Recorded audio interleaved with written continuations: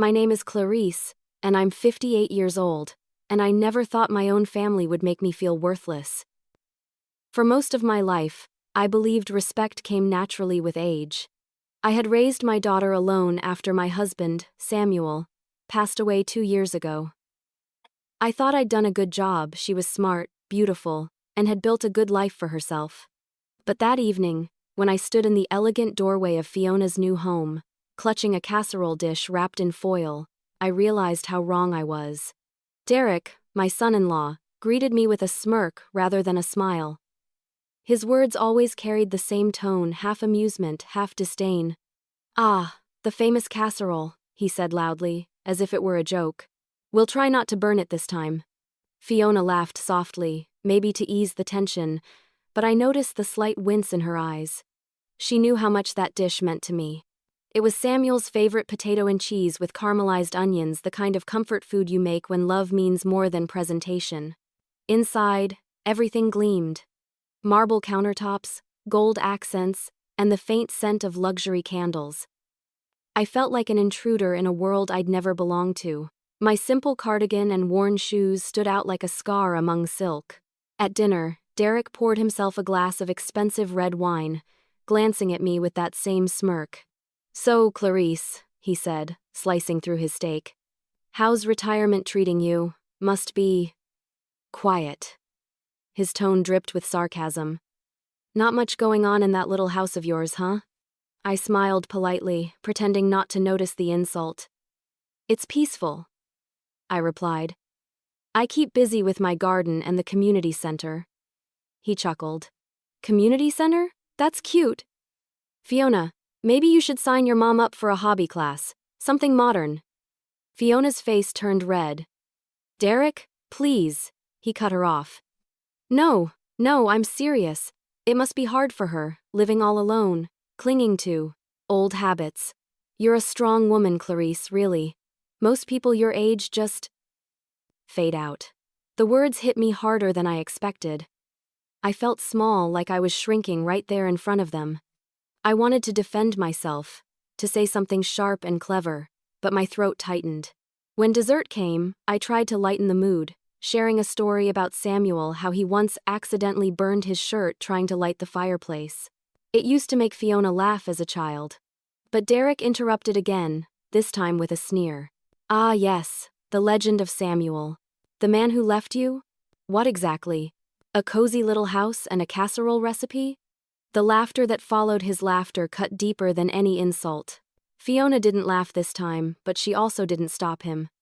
I excused myself quietly and walked to the restroom, gripping the counter when I got there. My reflection looked older than ever, tired, pathetic, just like he said. I turned on the tap and let the water run, hoping it would drown out the echo of Derek's voice. After a few minutes, I composed myself and returned to the table. The conversation had shifted to something trivial: vacations, new cars, investment plans. I sat silently, waiting for the evening to end.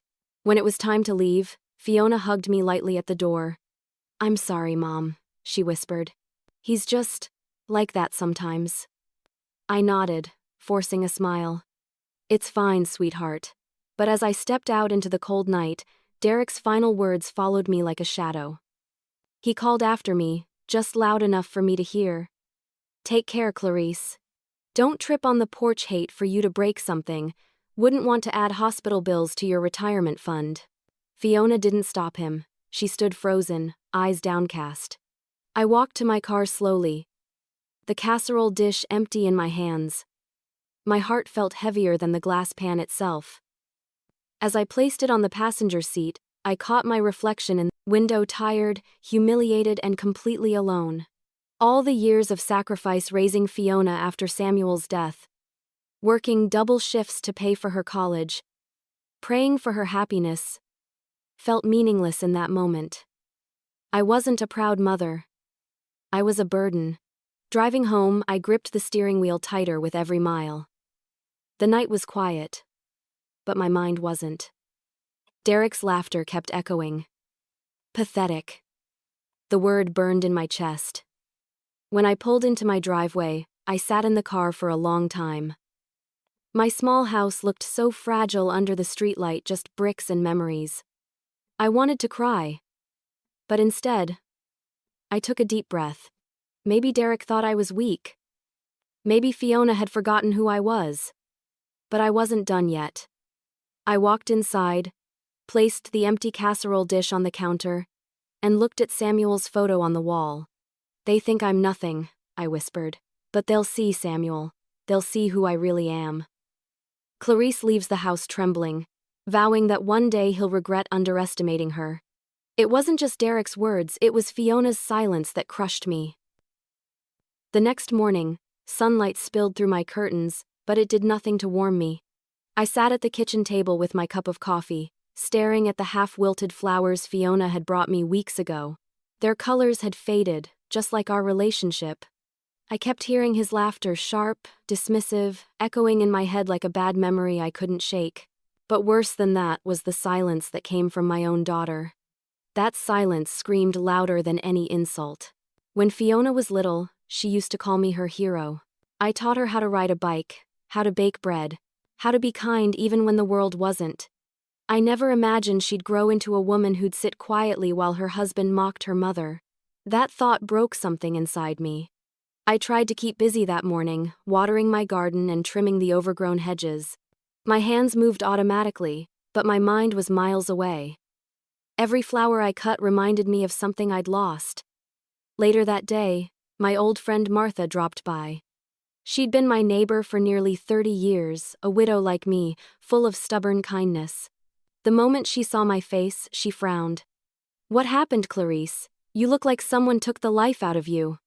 I hesitated, but then everything poured out: the dinner, the laughter, the words pathetic that Derek threw like daggers. Martha's eyes narrowed. "That man's got no respect. You raised that girl by yourself, and now he thinks he can make you feel small?" I sighed.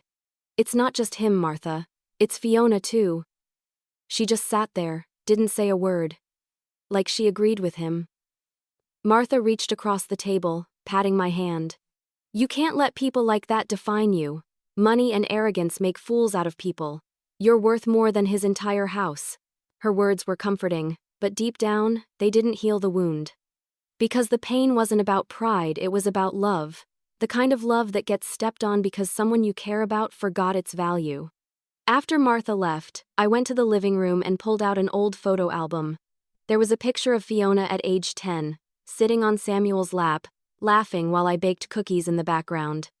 We were happy then, simple, content. I remembered Samuel's voice, deep and warm. "Clarice, promise me something. No matter what happens, don't let anyone make you feel small." I closed the album and whispered, "I broke that promise, didn't I?"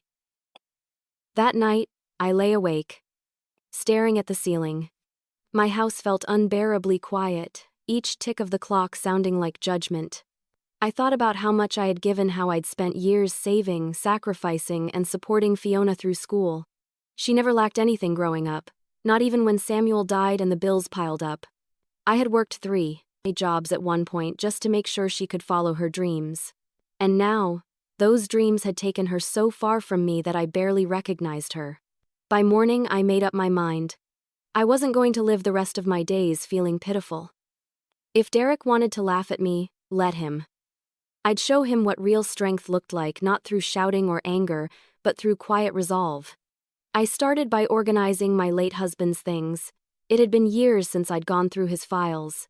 I thought maybe, in those stacks of paper and old boxes, I'd find something to remind me who we were before the world became cruel. While sorting through the desk drawers, I found Samuel's old journal. His handwriting was neat, each page filled with his thoughts about work, family, and future plans. I read a passage aloud.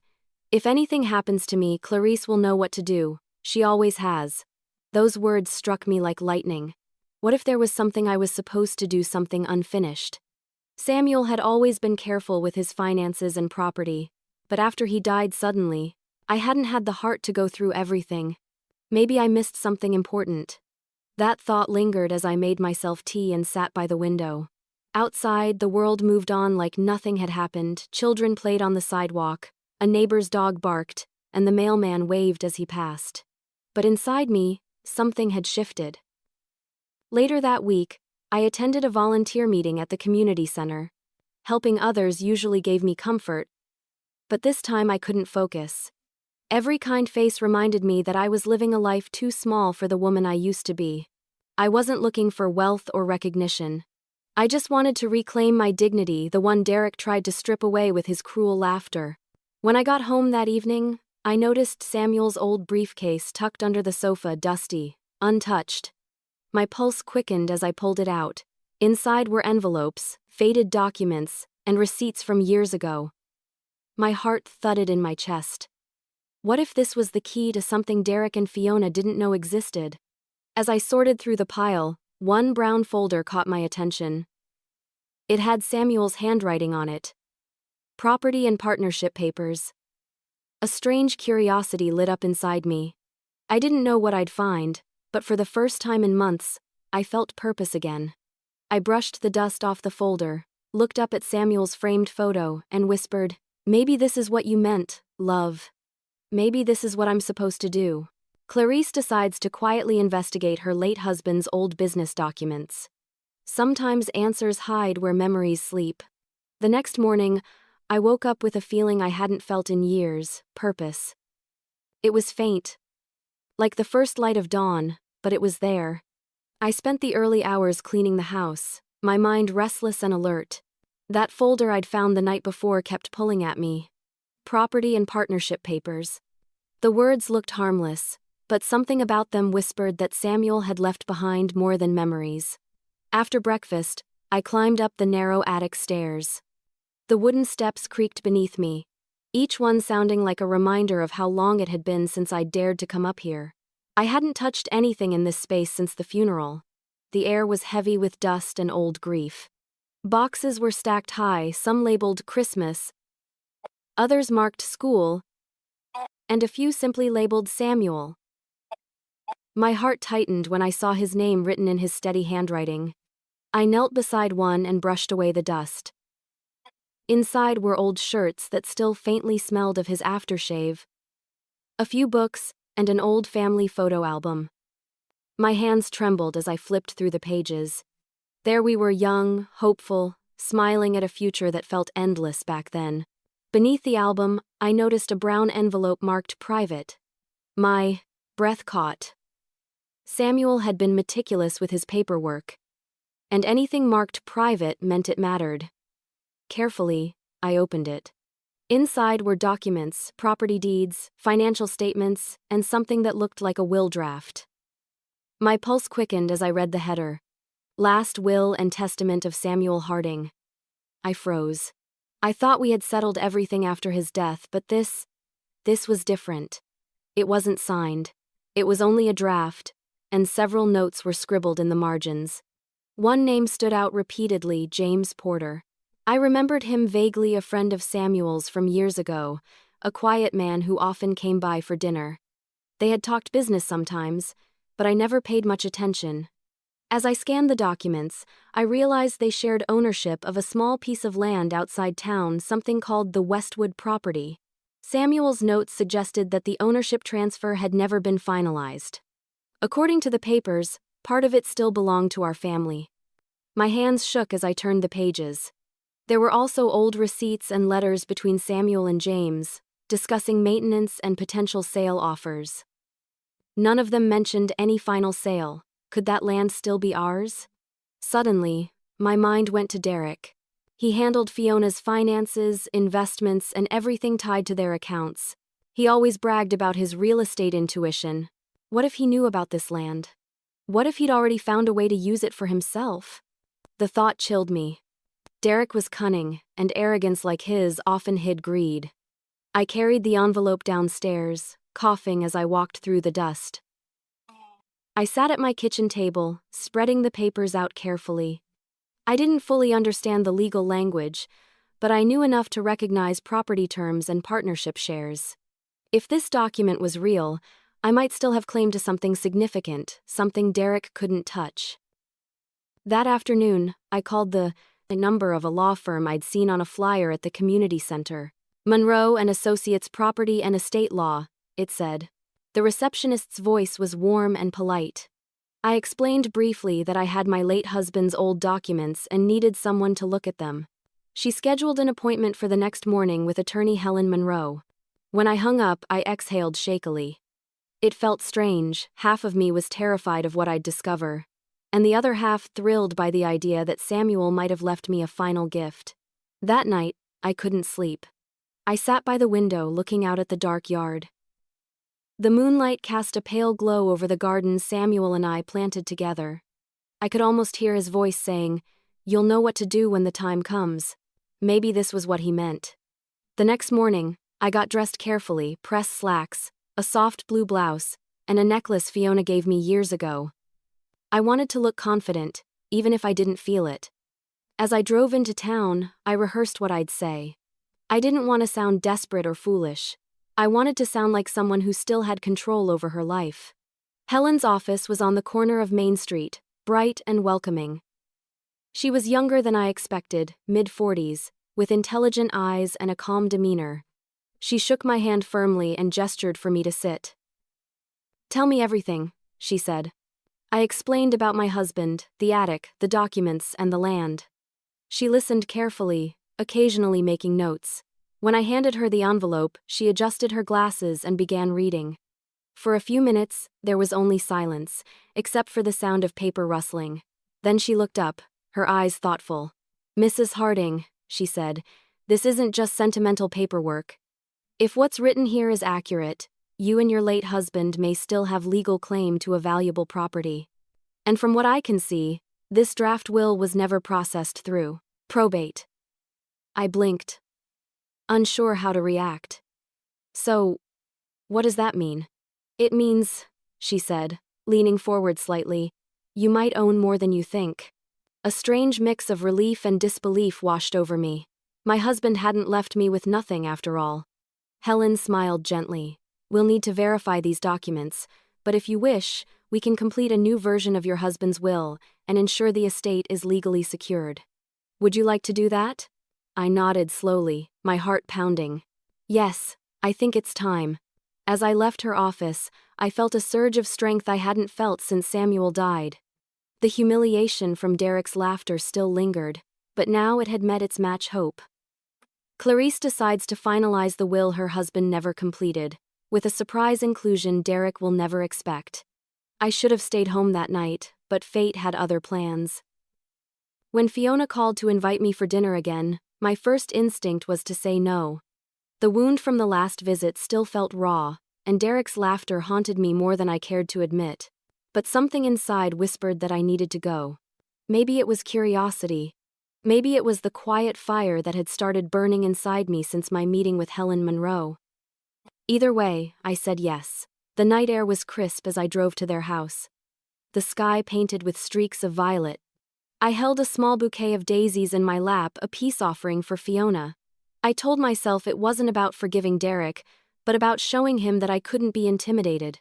Not anymore. When Fiona opened the door, her face lit up. "Mom, I'm so glad you came!" She hugged me quickly, glancing over her shoulder as if she didn't want Derek to see too much affection. That subtle movement told me everything. My daughter was still walking on eggshells around her husband. The moment I stepped inside, I felt the difference in atmosphere. Derek was all charm this time, too much of it. "Clarice," he said, flashing that insincere smile. "So good to see you again. I hope you brought another one of those casseroles." I smiled politely. "Not this time. I thought I'd give your chef a night to shine." He chuckled, pretending to take the joke well. "Touché." But the glint in his eyes told me he didn't like it. Dinner was elaborate, 3 courses. Imported wine, soft music in the background. Fiona had outdone herself. Yet beneath all the elegance, tension simmered like a storm waiting to break. I noticed Derek's expensive watch glinting under the light. He kept checking it, fidgeting. He looked uncomfortable, like a man trying to hide something. I wondered if he already knew I had seen a lawyer. Between bites, he leaned back in his chair. "So, Clarice," he said casually, "Fiona mentioned you've been getting some legal advice lately."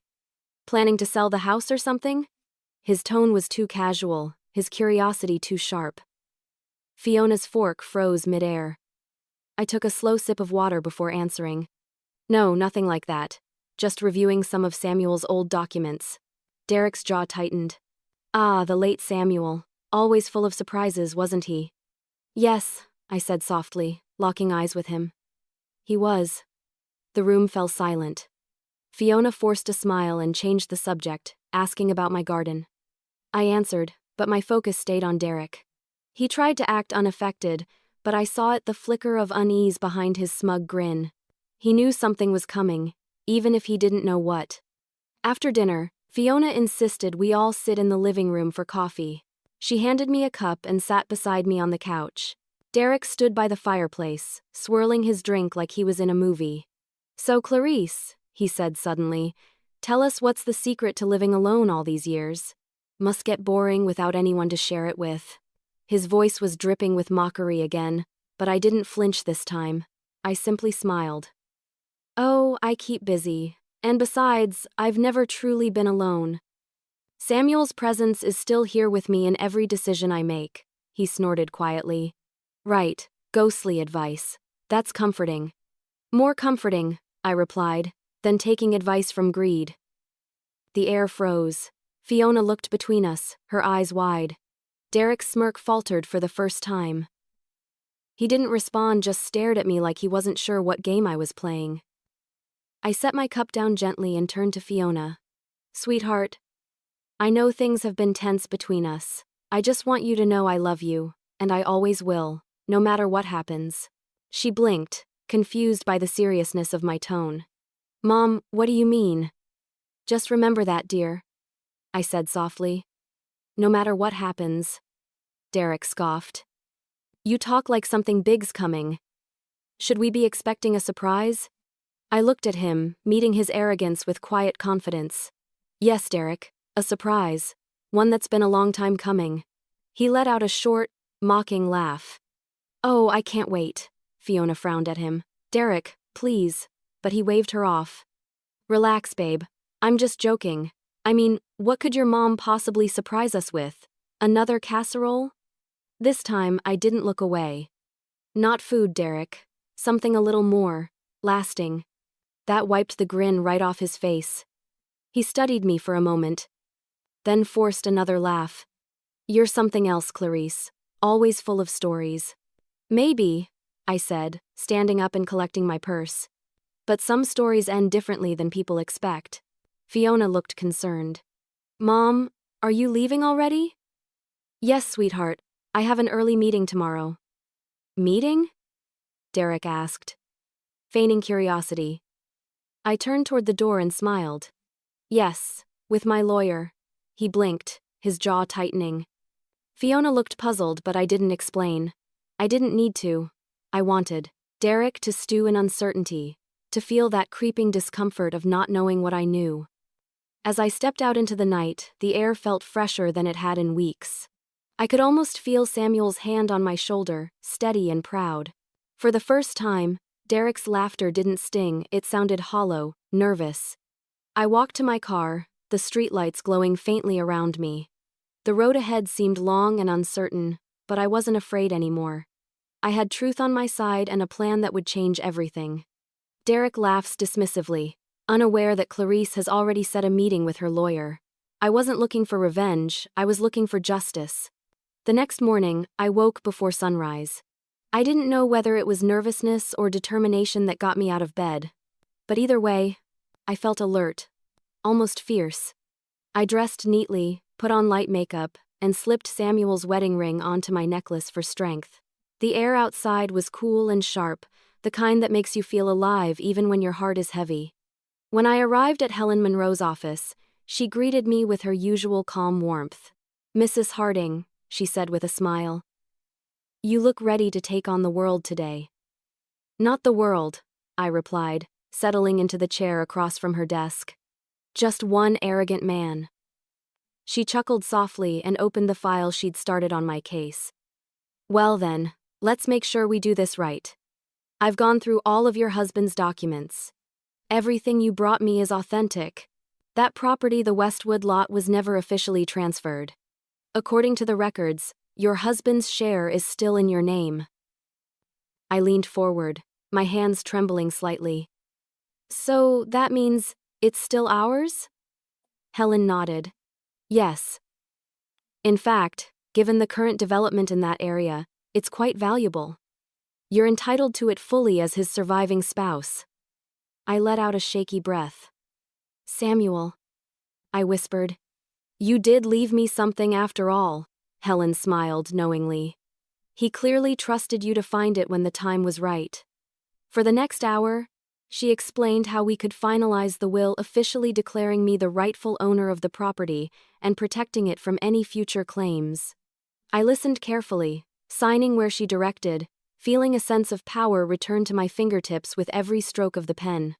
Then she looked at me and said, Mrs. Harding, you mentioned you wanted to include an updated beneficiary list for your estate.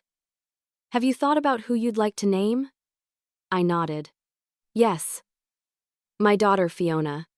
She's still my only child. And I want her to have what's rightfully hers. Helen made a note. Anyone else? I paused, then said, No. That's all. She raised an eyebrow. Not your son-in-law? I looked her directly in the eye. No. Derek doesn't deserve a single penny of what Samuel and I built. I want it very clear he has no claim, no access, no power over anything I leave behind. I want Fiona protected from him, even if she doesn't realize she needs it yet. Helen nodded approvingly. Understood. I'll make sure the terms are airtight. As she typed, I thought about Derek's smug face, the way he laughed at me that night, the way Fiona looked small beside him. For years, I had swallowed my pride in silence, believing that peace was worth my dignity. But now, sitting across from Helen, I felt the quiet satisfaction of reclaiming what was mine, not out of spite, but out of love for the woman my daughter used to be. Once the paperwork was done, Helen handed me the completed draft. The next step, she said, is to schedule a formal will reading. I'll invite your daughter and her husband. Everything will be disclosed legally, and there'll be no room for dispute. I hesitated. Will it have to be soon? The sooner, the better, she replied. Especially if you suspect anyone might try to interfere. I smiled faintly. You don't know Derek yet, but yes, the sooner the better. She nodded and began making the arrangements right then and there. Watching her work gave me comfort. She was precise, focused, and unafraid, everything I needed to be. When she finished, she looked up. All set. We'll have the official reading next week. Both Fiona and Derek will receive formal invitations. I took a deep breath and stood up. Thank you, Helen. You've given me something I didn't think I'd ever feel again. What's that? She asked. Control, I said simply. As I drove home, the sky was painted with soft gold and pink hues. I rolled down the window, letting the breeze wash over me. I thought of Samuel, how he used to hold my hand during drives like this. You've got a good head on your shoulders, he used to say. Never forget that. That night, I sat in my kitchen with a cup of chamomile tea, staring at the signed documents in front of me. The will was now official, the property secure, and Derek was about to learn that underestimating me was the biggest mistake of his life. But as I sipped my tea, I couldn't shake the feeling that Derek wouldn't take this quietly. He was too proud, too greedy. I'd seen the way his eyes darkened when I mentioned my meeting. He'd start digging, maybe even snooping. Still, I wasn't afraid. Let him look. Let him wonder. For the first time in years, I slept soundly. The next morning, as sunlight filled the house, I got a call from Helen confirming the date for the will reading, Thursday at 10 a.m. She said she'd already notified Fiona and Derek. I could almost picture Derek's reaction when he saw that invitation, his smirk faltering, his curiosity turning into suspicion. And I smiled to myself. Let him laugh now, I whispered. Soon, he'll be laughing for the last time. That evening, I took Samuel's photo off the wall and placed it on the kitchen table beside the documents. I touched the frame gently. We did it, love, I murmured. You built the foundation and I'm finishing it. Our story isn't over yet. As the night deepened, the clock ticked softly in the background. The house felt peaceful again, no longer haunted by humiliation or grief, but filled with quiet anticipation. Clarice signs the papers, unaware that Derek is already plotting something behind her back. Arrogance makes men blind, but greed sharpens their sight. Derek always thought of himself as the smartest man in any room. But arrogance has a way of turning confidence into carelessness, and carelessness was about to lead him straight into the truth I was quietly building behind his back. From what Fiona later told me, Derek started to get suspicious almost immediately after that dinner. She said he'd been restless, pacing around the house, asking subtle but loaded questions. So, he had asked her one morning, while sipping his black coffee, "What did your mom mean about meeting with a lawyer?" That seemed odd. Fiona, ever the peacemaker, shrugged. She probably just needed help sorting Dad's old files. You know how sentimental she is. Sentimental, he repeated, tapping his mug. Or secretive. He smiled when he said it, but Fiona could tell he wasn't joking.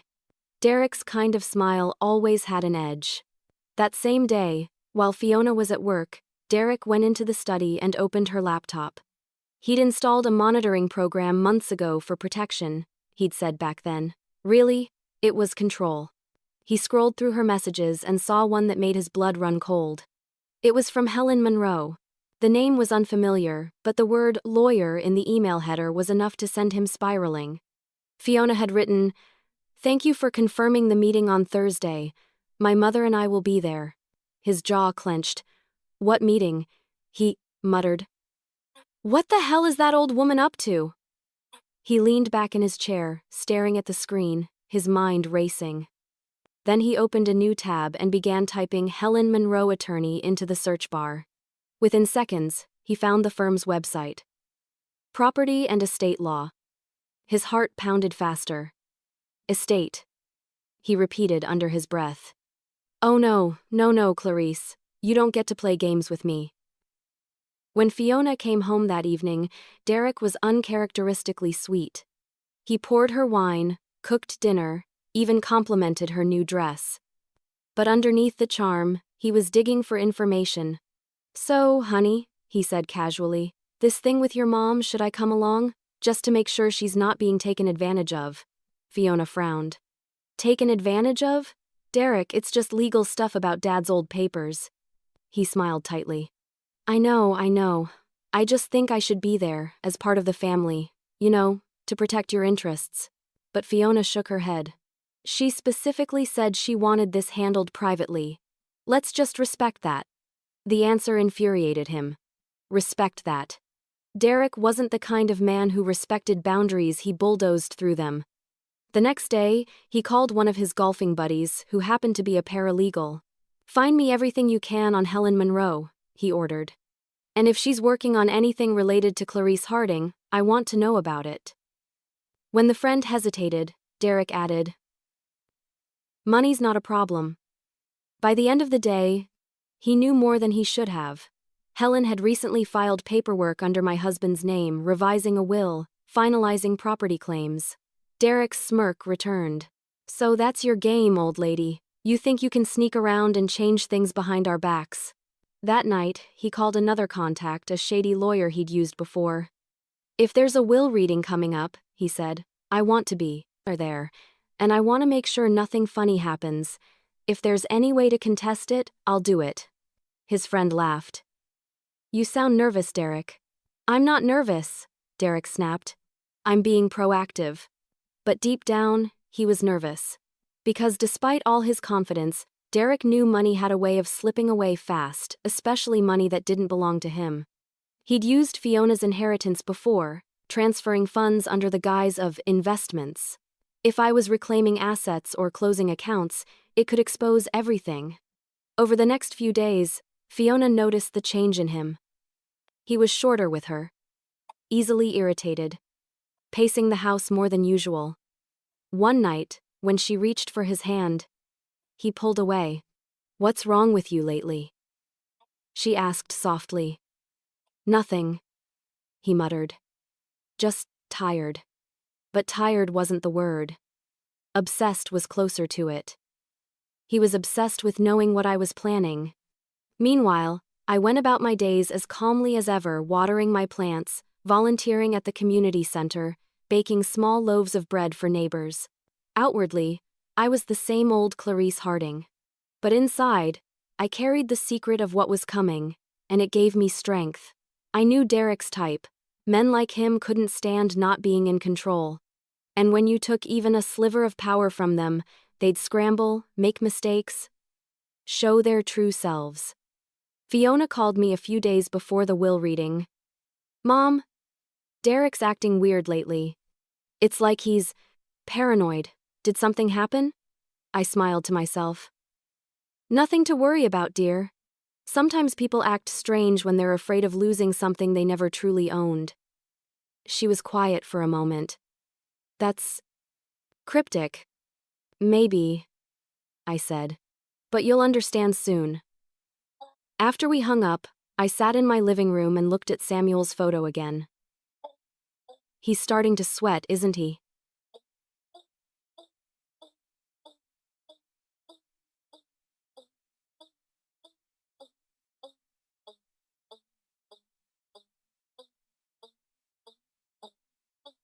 Truth makes liars nervous. Thursday was approaching fast, and I could almost feel the tension rising in the air like the calm before a storm. Derek had no idea what awaited him. The day of the will reading is set, and Derek can't wait to laugh in Clarice's face. Before facing enemies, I needed allies who remembered who I truly was. The day after Fiona's call, I found myself walking down Maple Street, clutching a worn envelope in my hand. Helen had suggested I gather any remaining documents related to Samuel's business history before the will reading, just to make sure nothing was overlooked. There was one name that kept echoing in my head since I'd first read those papers: James Porter, Samuel's old friend, the man whose name appeared on the partnership documents. James had passed away a few years after Samuel, but I remembered that his wife, Margaret, still lived in town. She and I hadn't spoken much since the funerals, but there had been a time when we were close. Our husbands worked together, and we often shared dinners and stories. I decided to visit her. Margaret's house was small and cozy, the kind of place that still smelled of cinnamon and old wood. When she opened the door, her eyes widened in surprise. "Clarice Harding. My goodness, it's been ages." "It has," I said softly. "I hope I'm not intruding." "Not at all," she said, ushering me in. "Come sit." I was just making tea. As we sat in her sunlit kitchen, surrounded by lace curtains and the faint ticking of an old clock, I explained everything: how I'd found Samuel's draft will, how his partnership with James had resurfaced, and how I was working with a lawyer to finalize the estate. Margaret listened closely, her eyes narrowing slightly as I mentioned Derek.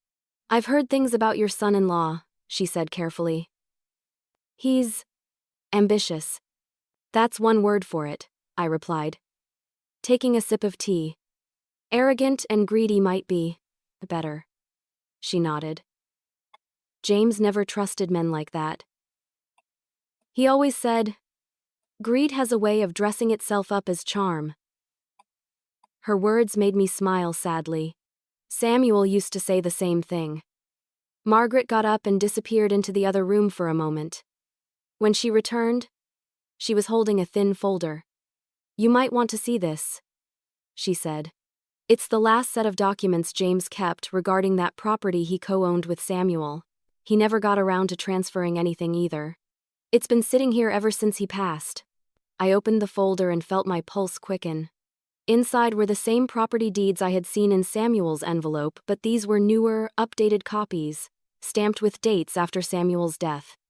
And at the bottom of one page was something that made my stomach turn. A forged signature. It was supposed to be Samuel's, but I knew his handwriting better than anyone, and this wasn't it. "Margaret," I whispered, "do you see this?" She leaned in, frowning. "That's odd. James never signed anything after Samuel died. He was too sick to manage paperwork. Someone else must have done that." I felt a chill creep up my spine. Someone did. And I think I know who. Margaret's eyes widened. "You mean Derek?" I nodded slowly. He handles Fiona's finances. If he somehow got access to those old property files, he could have forged documents to make it seem like the land had already been sold or transferred. That's why he's been so tense lately. He knows something's coming. Margaret reached across the table and gripped my hand. Clarice, you have to show this to your lawyer. This isn't just about property anymore, it's about fraud. I nodded, tucking the folder into my bag. Thank you, Margaret. I don't know what I'd have done without you. She smiled gently. You were always the brave one, Clarice. You just forgot it for a while. Her words stayed with me the entire drive home. For years, I had seen myself as small, powerless, and alone. But now, I realized something powerful. I wasn't alone. Samuel had left me clues. Helen had given me guidance. And Margaret had given me proof. Piece by piece, everything was falling into place. That evening, I drove straight to Helen's office. She was still there, working late as usual. When she saw the folder in my hands, she raised an eyebrow. I was just about to call you. What's that? New evidence, I said, placing the folder on her desk. From Margaret Porter, James's widow. Helen flipped through the pages carefully. Her calm expression darkened as she reached the forged signature. This is serious, she said. If this is a fake, it's a felony. And you're right, it looks like someone tried to cover up the property ownership by making it appear as though it had been sold long ago. She looked up at me. You're saying Derek had access to Fiona's trust and family files? Yes. He manages everything. Fiona trusts him completely.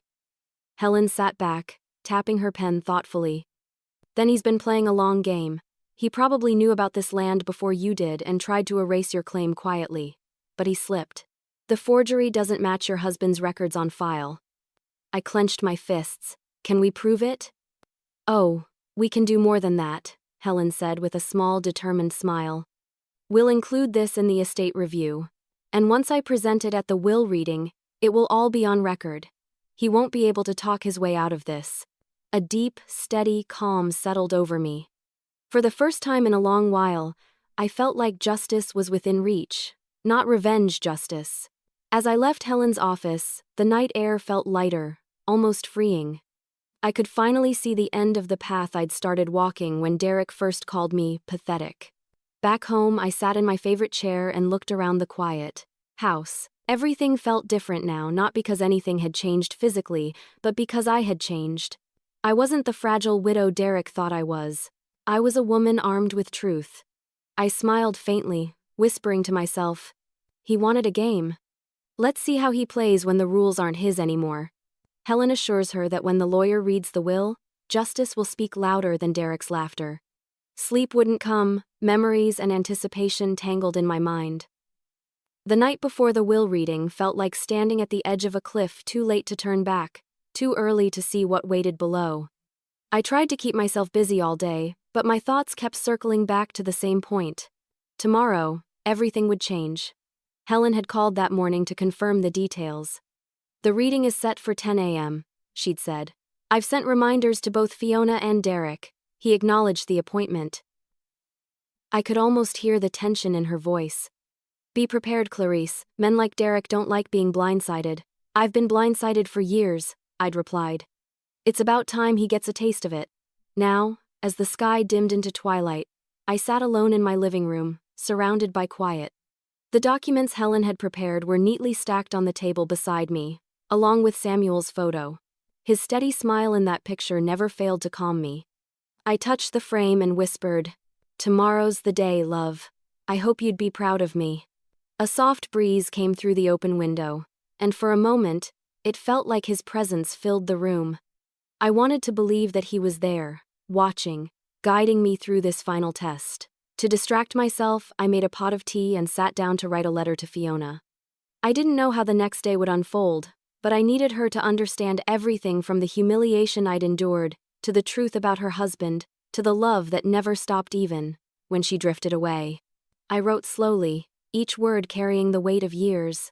My dearest Fiona, by the time you read this, things may look very different between us. But I want you to know that everything I've done was not to hurt you, but to protect you. I've seen how Derek speaks to me and to you, and I've watched you shrink in ways that break my heart. I stayed silent too long, hoping you'd see it for yourself. Tomorrow, when the truth comes out, please remember this. You were always my greatest joy. And no matter what happens, I forgive you for the silence that hurt me. I only ask that you forgive yourself too. When I finished, I folded the letter neatly and placed it inside an envelope with her name written across the front. I left it on the kitchen counter where she'd easily see it if things went badly tomorrow. By the time I looked at the clock, it was already past midnight. I tried lying in bed, but every time I closed my eyes, Derek's sneer appeared in my mind. I remembered the way he'd mocked Samuel's memory, how his laughter filled that expensive dining room like poison. My fists clenched under the blanket. No, I thought. Not anymore. Tomorrow, that laughter would stop. I got up and went to the window again. The moon was full, bathing the yard in pale light. My garden, Samuel's pride and joy, looked peaceful, untouched by the storm that was coming. I wondered if he had known this would happen one day. He had always been careful, leaving trails for me to follow when he was gone. Maybe he had known that I'd have to find my strength alone. Around 1 a.m., Fiona called. I almost didn't answer, but I couldn't ignore her. "Mom," she said softly, her voice trembling a little. "I just wanted to check on you. Derek's acting strange tonight." I smiled faintly. Strange how? He's pacing around, making phone calls, looking through papers. When I asked what he was doing, he snapped at me. He never used to be like this, I sighed quietly. People tend to panic when they know their lies are about to be exposed. There was silence on the other end. "Mom, what's going on tomorrow? Is there something I should know?" "Sweetheart," I said gently. "Just come with an open heart. Whatever happens, know that I love you. Always." She didn't press further. "Okay. I love you too." After we hung up, I sat there for a long time, staring into the dark. For the first time in years, I felt completely in control of my life. I wasn't a bystander anymore. I was the author of the ending. At dawn, I brewed coffee and dressed carefully, simple but elegant. A navy blue dress, pearl earrings, Samuel's ring still on the chain around my neck. My reflection in the mirror looked older, yes, but not weak. There was a new kind of strength in my eyes, the kind that comes from surviving humiliation and turning it into resolve. As I prepared to leave, I glanced at the letter one last time. I hesitated, then smiled and left it where it was. Fiona might not need it after all. The drive to the law office was quiet. The morning light painted everything gold, and the roads were nearly empty. I thought about the woman I had been just a few weeks ago, the one who cried in her daughter's bathroom, too humiliated to speak. That woman was gone. I parked outside Monroe & Associates and sat for a moment, breathing deeply. The building looked calm, unassuming. You'd never guess the storm that was about to break inside. Before stepping out, I whispered one last thing to the memory of my husband. "I'm ready, Samuel. Whatever happens today, I'll face it with grace." And I meant it. Clarice looks at her late husband's photo and whispers, "Tomorrow, love will win over greed." He laughed when I entered the room. I woke before dawn, not from an alarm but from the heaviness in my chest. Today wasn't just about money or property, it was about dignity, the kind that had been taken from me the day Derek called me pathetic. I dressed in silence, buttoning my simple gray blouse and dark skirt, my hands trembling slightly. I tied my hair neatly, slipped on my wedding band necklace and whispered, "Stay with me, Samuel." The drive to the law office felt both endless and too short. Every turn of the road seemed to pull me closer to the moment I'd been waiting for and dreading. When I parked, I saw Fiona's car already there. My heart ached at the sight of it. Part of me still hoped that, despite everything, she'd choose me over him when the truth came out. When I stepped into the waiting area, Fiona looked up immediately. She smiled softly, though I could see nervousness in her eyes. "Hi, Mom." "Hello, sweetheart," I said, hugging her gently. "You look lovely." She tried to smile, but her voice wavered. I didn't sleep much last night. Derek's been intense. Before I could respond, the sound of heavy footsteps filled the hall. Derek entered, his expensive cologne preceding him. His smile was wide and taunting, the kind that screamed arrogance. Well, if it isn't my favorite mother-in-law, he said, his tone dripping with false charm. I hope we're not wasting time today. I've got business meetings after this. I didn't rise to the bait. Don't worry, Derek, I said evenly. You'll get exactly what's coming to you. He chuckled as he adjusted his cufflinks. Can't wait. Helen emerged from her office, a stack of folders in hand. Her expression was calm, professional. But I saw the faint glint of confidence in her eyes. The kind that said she was ready for whatever storm Derek brought. Good morning, everyone, she greeted. Please, come in. Let's begin. The four of us walked into the conference room. The long mahogany table gleamed under the light, and the air felt heavy, thick with unspoken tension. Derek took the seat opposite me, lounging back like he owned the place. Fiona sat beside him, her hands folded tightly in her lap. Helen began in her steady, practiced voice. We're here to finalize and read the legal will and estate distribution of the late Samuel Harding. Clarice Harding, as the widow, has completed the necessary legal verifications. All claims have been validated and notarized. Derek smirked. Sounds serious. Let's get to the fun part, shall we? Helen ignored him. The estate consists of the Harding residence, savings accounts, personal effects, and a shared property known as the Westwood Lot. At the mention of that name, Derek's smirk faltered for half a second. I saw the flicker of realization cross his face before he caught himself and leaned back again, masking it with another smirk. Helen continued.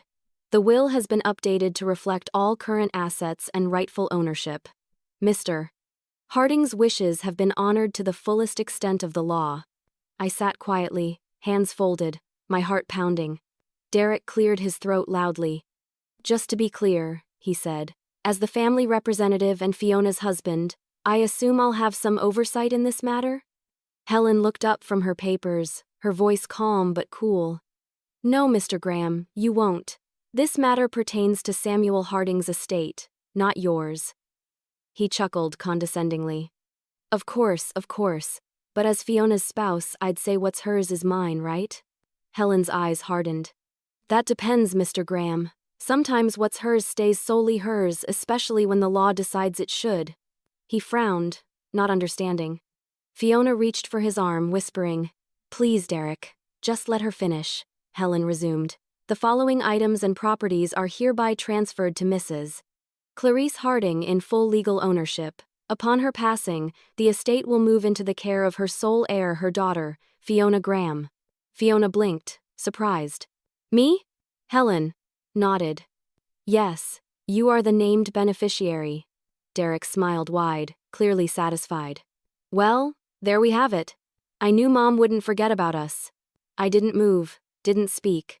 I wanted him to keep smiling, to keep believing his arrogance was paying off. Helen turned another page, her tone still steady.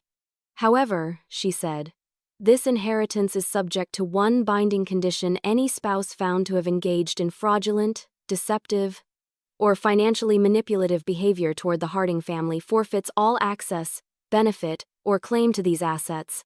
Silence filled the room. Derek's grin faded. What? He said slowly. Helen placed a document in front of him. Mr. Graham, evidence has been submitted showing your involvement in the falsification of property documents related to the Westwood Lot. These signatures, she tapped the page, were confirmed as forgeries. Derek's eyes widened. That's absurd. Who told you that? I did, I said quietly. He turned toward me, fury replacing the smugness.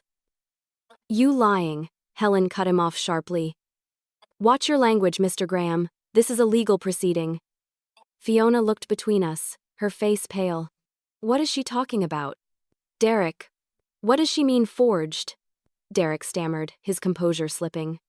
It's nothing, Fiona. Just a misunderstanding. Helen slid another paper across the table. The bank's verification team confirmed these weren't your father's authentic signatures, Mrs. Graham. Your husband has been using falsified documents to manipulate your financial holdings for months. Fiona gasped, her hand flying to her mouth. I leaned forward slightly, my voice calm, steady. You mocked me, Derek. You called me pathetic, but I was never the fool you were. You thought you could bury Samuel's legacy under greed and lies. But the truth always rises. He slammed his fist on the table. You can't prove anything. Helen's voice was firm. Actually, we can. And we already have. As of this morning, a copy of this evidence has been sent to the authorities. They'll be contacting you shortly. Fiona turned to him, tears filling her eyes. Derek, tell me this isn't true. But Derek said nothing. The color drained from his face as reality set in. I stood slowly, adjusting my necklace. The thing about laughing at people, Derek, I said softly, is that you never know when the echo will turn against you. When Helen pauses before reading the final beneficiary, Derek's smirk fades. And then she said it, the name that wasn't there. The silence in the room felt like a storm about to break. Derek's face had gone pale, the kind of pale that only comes when a man realizes he's not in control anymore. His lips parted, but no sound came out, just shock. Fiona sat frozen beside him, staring at the papers like she couldn't believe they were real. Helen didn't flinch. Her professionalism was a shield, her voice smooth as silk but sharp enough to cut through the tension. As stated in the will, all current and future properties under the Harding estate are to remain solely in the name of Mrs. Clarice Harding until her passing. Upon her death, the inheritance will be transferred to her daughter, Fiona Graham. She paused deliberately. Not Mr. Derek Graham. The air seemed to crack open. Derek blinked rapidly, his mind trying to process what he'd just heard. Wait, what? He snapped. That's ridiculous. I'm her husband. You can't just leave me out of it. Helen met his glare calmly. Actually, I can't do anything, Mr. Graham. Your father-in-law can. These were his wishes, finalized and verified. The Harding estate has no obligation to include spouses, particularly those involved in financial misconduct. Fiona turned toward me, her eyes wide, voice trembling. Mom, you left Derek out. I looked at her gently. Yes, sweetheart, I did. And before you think I did it out of spite, please understand it was out of love. I needed to protect what your father built and you. Derek slammed his fist against the table. Protect her? From what? I've been managing her finances for years. I've helped her. Helen raised an eyebrow. Helped her? Is that what you call transferring funds from her personal accounts to your own business ventures without disclosure? The blood drained from his face. You can't prove that, he spat. Helen's calm smile didn't falter. We already did. The financial statements don't lie. And your signature trail connects directly to those accounts. Fiona gasped, her voice breaking. Derek, is that true? He turned to her, desperation replacing arrogance. No, baby, it's not what it looks like. I was just moving funds temporarily, to grow our assets. By forging my father's signature? I interrupted quietly. He froze, caught mid-sentence. The silence that followed was deafening. Fiona's hand trembled as she pulled away from him. You used my father's name? She whispered, horror creeping into her voice. You lied to me? Derek's eyes darted between us, searching for a way out. You're all overreacting. I didn't do anything illegal, just business strategy. Helen leaned back in her chair, folding her hands neatly. Mr. Graham, falsifying documents to manipulate estate assets is illegal. As of this morning, those documents have been filed with the local authorities. You should be expecting a visit very soon. His composure finally cracked. You can't do this to me. I'm part of this family. I stood slowly, keeping my voice calm, even. No, Derek, you were part of this family. But families are built on trust, not on greed. Fiona covered her face, sobbing quietly. Her body shook as the truth washed over her. I wanted to comfort her, but I also knew she needed to face the reality of the man she'd married. Helen gathered the final papers, her tone final and firm. This concludes the reading of the will and the transfer of all rights to the Harding estate. Mr. Graham, you are hereby removed from all legal claims connected to the property, finances, and associated holdings. Derek's face twisted in fury. You think this is over? You can't humiliate me like this. Helen didn't even look up. This isn't humiliation, Mr. Graham. It's consequence. He pushed back from the table violently, his chair screeching against the floor. You've all lost your minds, he shouted. You'll regret this. I didn't move. The only thing I regret, I said softly, is that I let you make me feel small for so long. He pointed a shaking finger at me. You think you've won, old woman? You've ruined your daughter's marriage. Fiona looked up through her tears. You ruined it yourself, Derek. Mom didn't forge those documents. You did. The finality in her voice silenced him. Just then, there was a knock at the door. Helen glanced up as two uniformed officers stepped inside. Mr. Derek Graham? One of them asked. Derek froze, his eyes wide. What is this? Sir, you're under investigation for document forgery and fraud involving estate assets. We need you to come with us. He turned to Fiona, desperate now. Fiona, say something. You know I didn't, please. She shook her head slowly, tears falling freely. I don't even know who you are anymore. As the officers read him his rights, Derek tried to protest, but his voice cracked. They guided him toward the door, his arrogance finally stripped away. The same man who once laughed at me like I was worthless now stood trembling, powerless. Before he was taken out, he turned to me, hatred in his eyes. You'll regret this, Clarice. I met his gaze steadily. No, Derek, you'll regret underestimating me. The officers let him out, his voice fading down the hall.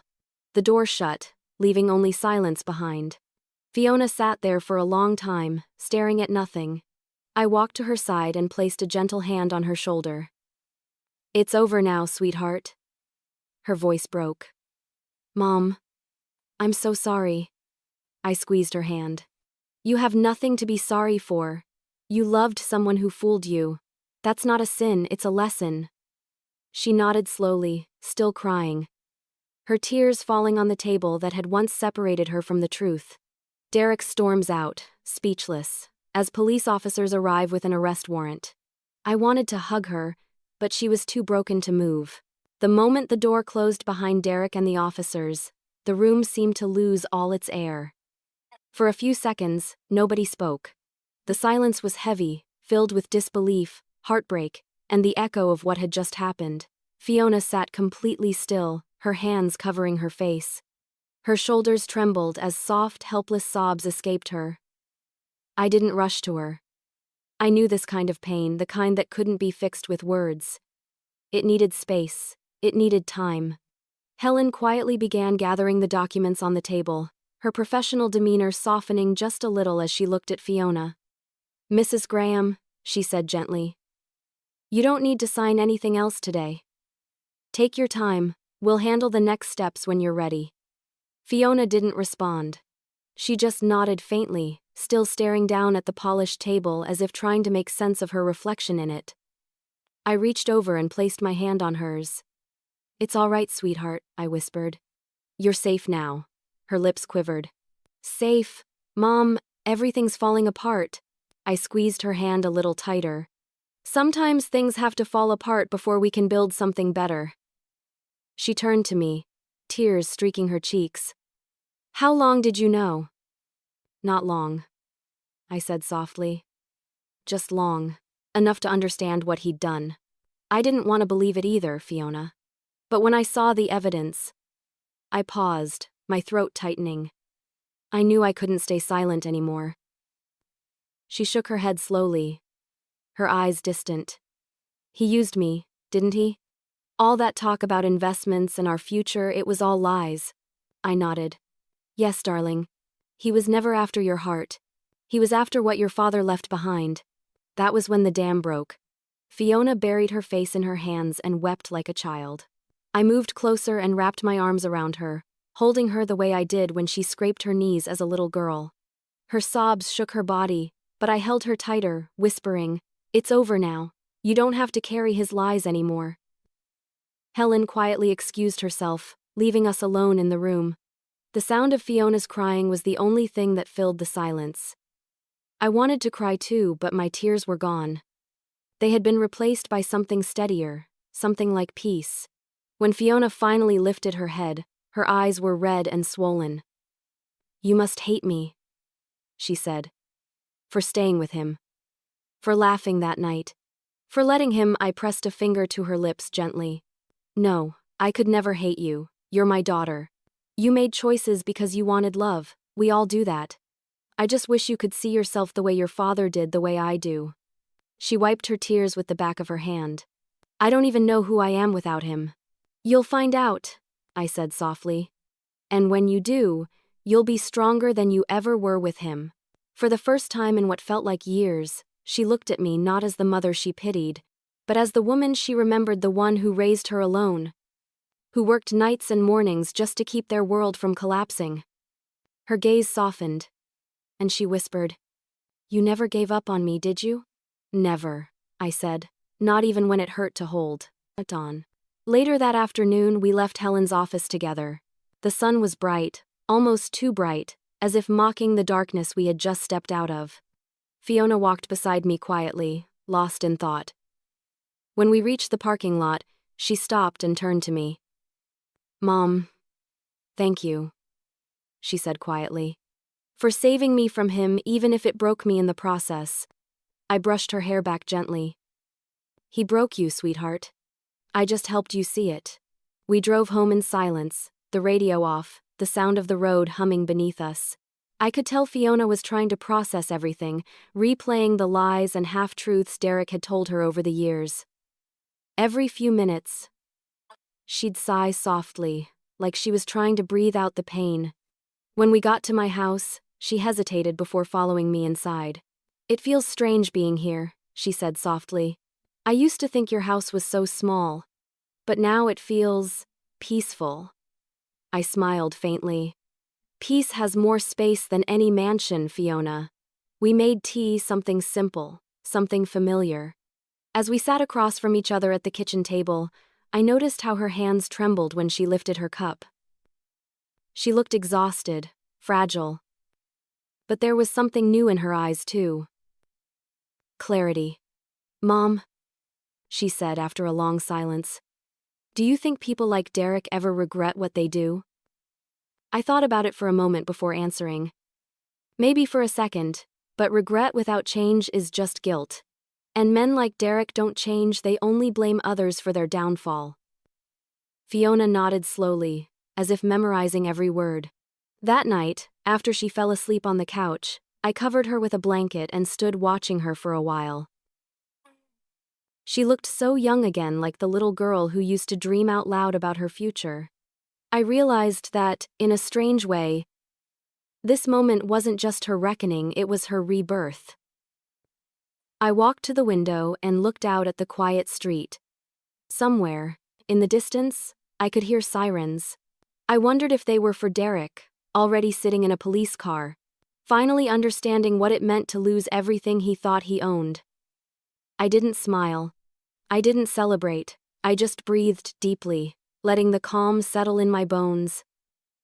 Because true victory isn't loud, it's silent, steady, and peaceful. Clarice realizes that true victory isn't revenge, it's peace.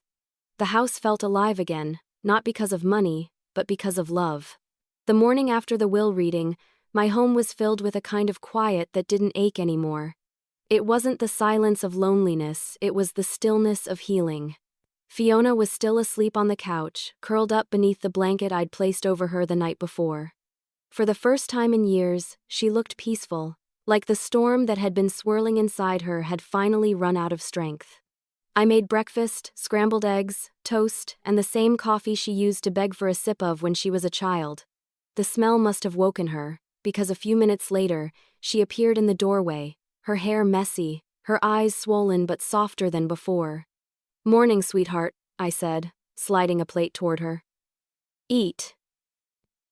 You need your strength. She gave a tired smile. Thanks, Mom. It smells like home. We ate quietly for a while. There were no long explanations, no heavy words, just the sound of forks against plates and the comfort of presence. It was enough. After breakfast, Fiona insisted on helping me clean up. As she dried the dishes, she said, I don't know what I'm going to do now. You'll figure it out, I said gently. You always do. She sighed. I feel like I don't even know who I am anymore. I looked at her, my voice firm but kind. Then this is your chance to find out. That afternoon, we sat in the garden together. The late sunlight painted everything gold. Fiona knelt beside me, helping me pull out weeds, her hands getting dirty for the first time in a long time. I forgot how peaceful this is, she said, smiling faintly. Your father used to say the same thing, I replied. He believed the garden always reflected the heart. When it's tended with care, everything blooms. When it's neglected, everything withers. Fiona nodded slowly. Then I guess it's time for me to start tending again. Later that week, she told me she was staying with me for a while, just until she figured out her next steps. I didn't argue. I was grateful just to have her near again. The house that once echoed with emptiness now felt full. Every corner seemed brighter, warmer. She started helping out at the community center where I volunteered. Watching her there, laughing with the kids, handing out meals, reminded me of the little girl who used to help me bake cookies for fundraisers. It was as if I could see the real Fiona coming back to life, layer by layer. One afternoon, Helen stopped by with the finalized paperwork. Everything's officially settled, she said with a satisfied smile. The estate, the property, everything is secure in your name. Derek won't be able to touch any of it again. I thanked her, though I already felt that victory in my bones. You've done more for me than you realize, Helen. She shook her head. No, Clarice, you did this yourself. I just helped you bring it to light. Before leaving, she turned to Fiona. You have a remarkable mother, you know. Fiona smiled softly.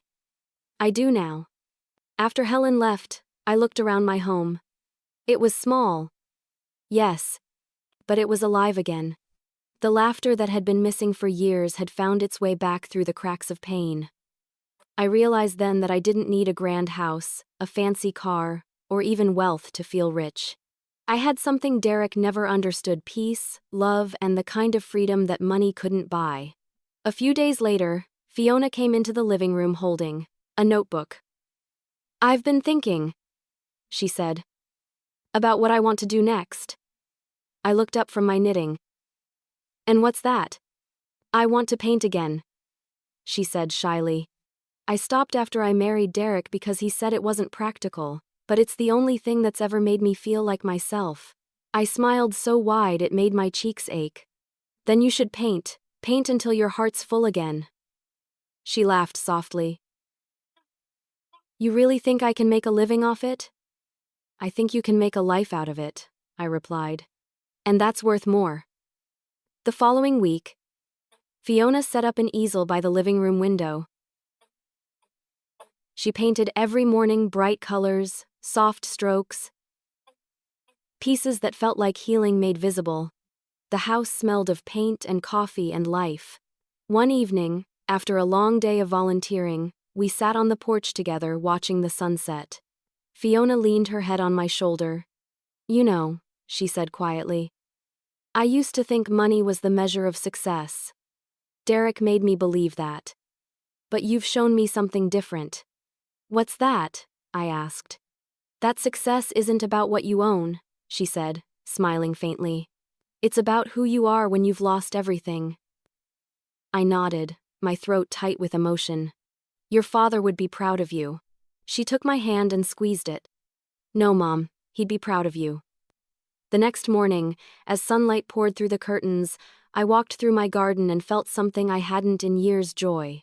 The flowers seemed brighter, the air fresher, and even the earth beneath my hands felt more alive. I whispered quietly to the memory of my husband. We did it, Samuel. She's back. For the first time in years, Clarice feels her husband's spirit smiling through the home.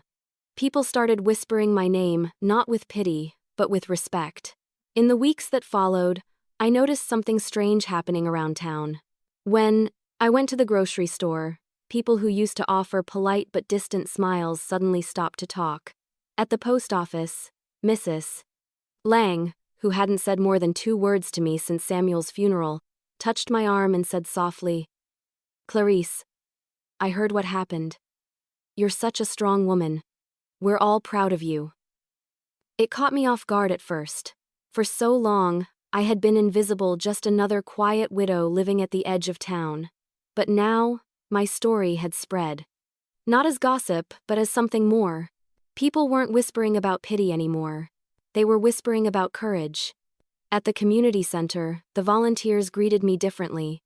They asked me for advice, invited me to meetings, and looked at me as if I'd become someone larger than life. I wasn't used to it. I'd never wanted attention. I'd only wanted peace. But sometimes, peace brings light, and light draws others in.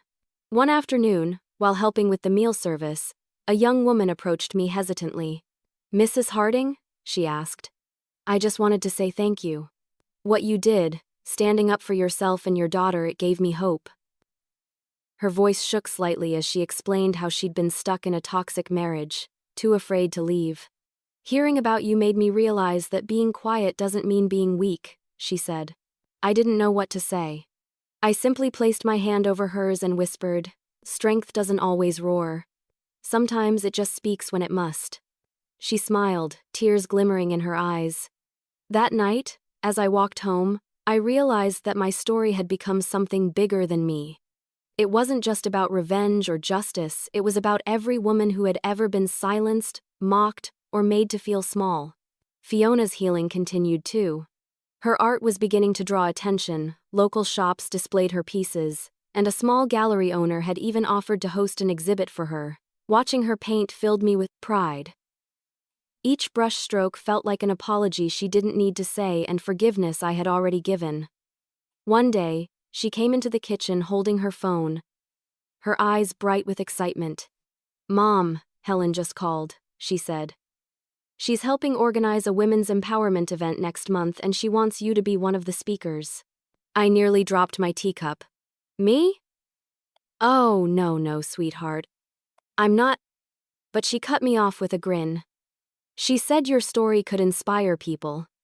And she's right. I tried to protest, but she wouldn't hear it.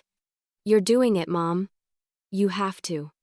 So, a few weeks later, I found myself standing in a modest community hall, facing a crowd of women, some young, some older, all of them watching me expectantly. My knees trembled, but Helen smiled encouragingly from the side of the stage, and Fiona sat in the front row, her eyes shining with pride. I took a deep breath and began. "My name is Clarice Harding," I said, my voice steady. And for a long time, I thought silence was strength. I thought if I stayed kind, patient, and forgiving, people would respect me. But I learned that silence, when used to protect others' cruelty, only feeds it. True strength doesn't come from how quietly you endure, it comes from how bravely you rise. The room was so quiet you could hear a pin drop. I told them about Samuel, about Fiona, about Derek's laughter, and about how humiliation had turned into the fire that made me stand tall again. I didn't dwell on the pain, I focused on the transformation. By the time I finished, there were tears in more eyes than mine. When I stepped away from the microphone, the audience rose to their feet. The applause filled the hall like thunder, and I stood there frozen, overwhelmed. I wasn't used to applause, I wasn't used to being seen. Fiona was the first to reach me, wrapping her arms around me tightly. "You were amazing," she whispered. "Dad would be so proud." I smiled through my tears. He's proud of both of us. Later, as the crowd began to disperse, Helen came over, shaking her head in admiration.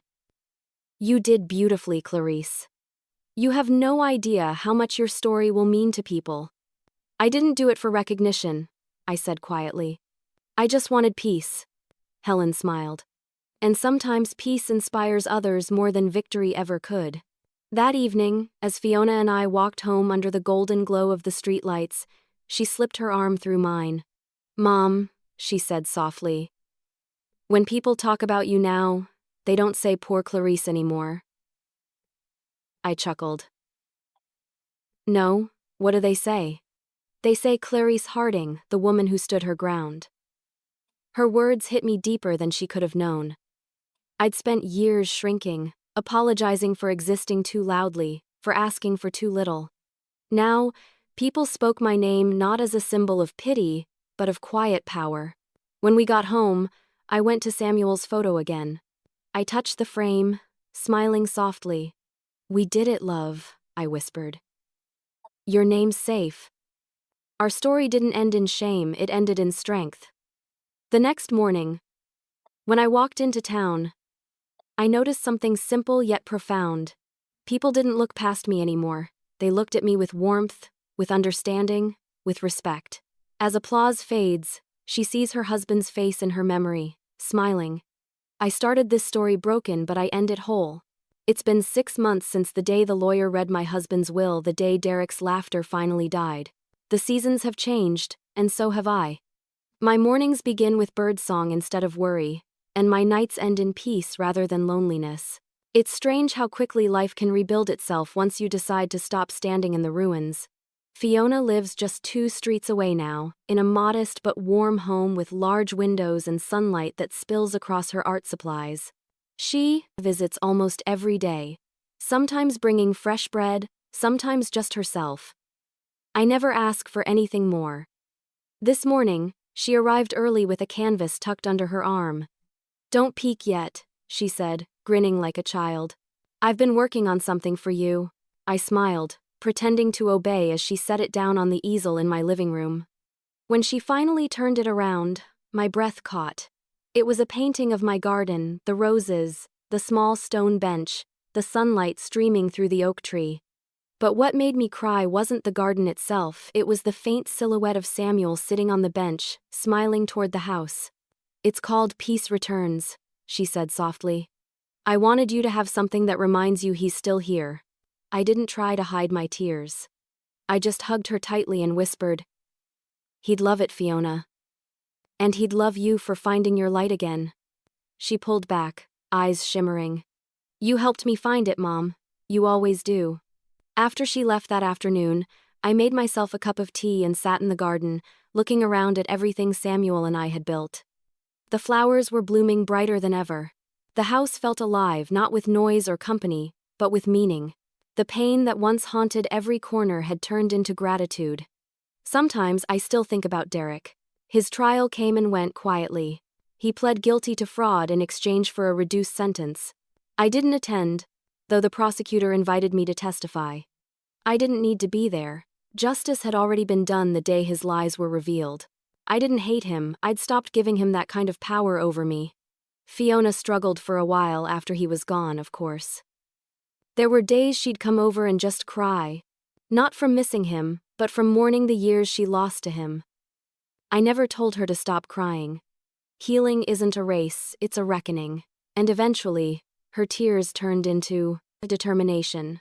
She began hosting art workshops for women at the community center, free classes for those rebuilding their lives. Every week, I'd watch her standing at the front of the room, teaching others how to mix color, how to express their pain on canvas. I'd sit quietly in the back, proud beyond words. Helen still visits sometimes too. She's become more than just my lawyer, she's my friend. She always brings those fancy pastries I can never pronounce, and we sit by the window laughing over tea. One afternoon, she looked at me with a thoughtful smile. "You know, Clarice, you've changed more than anyone I've ever met." I laughed softly. I had to. Life doesn't give you much choice when pride is all you have left. She tilted her head. "No, you didn't just change, you evolved. You turned humiliation into strength, grief into purpose. That's rare." Her words stayed with me long after she left. For years, I thought my story ended the day Samuel died. But now I see that his death was just the closing of one chapter. The next began the day I decided to stop letting other people define me. The woman who once cried in silence now speaks with calm conviction. The widow who once feared being alone now finds peace in solitude. The mother who thought she'd lost her daughter now finds her sitting beside her every morning, laughing again. I've learned that life doesn't always punish cruelty immediately. Sometimes it waits quietly, patiently until truth is ready to speak. And when it does, it doesn't scream, it simply reveals. Tonight, Fiona's coming over for dinner. She's bringing her famous chicken soup, and I'm making Samuel's favorite pie. We'll eat in the garden under the soft glow of the string lights we hung last month. It's become our little ritual dinners filled with laughter instead of tension, stories instead of silence. When the meal ends, she always looks at me and says, "You know, Mom, you're my hero." And every time I smile and answer, "No, sweetheart, you're mine." As the evening deepens, I sit alone for a moment beneath the oak tree, looking at the stars. They remind me of Samuel's steady, constant, quietly watching. I whisper into the night, "We're okay now, love. You can rest." A gentle breeze stirs the flowers, almost like an answer. I close my eyes, letting peace wash over me, the kind that comes only after you've walked through fire and survived. I started this story humiliated, small, forgotten, but I end it proud, loved, and whole. My name no longer trembles when spoken, it stands tall. I am Clarice Harding. I was called pathetic, laughed at, and dismissed. But I found strength in truth, and I found myself again. When the lawyer read the missing name, I didn't just reclaim my dignity, I reclaimed my life.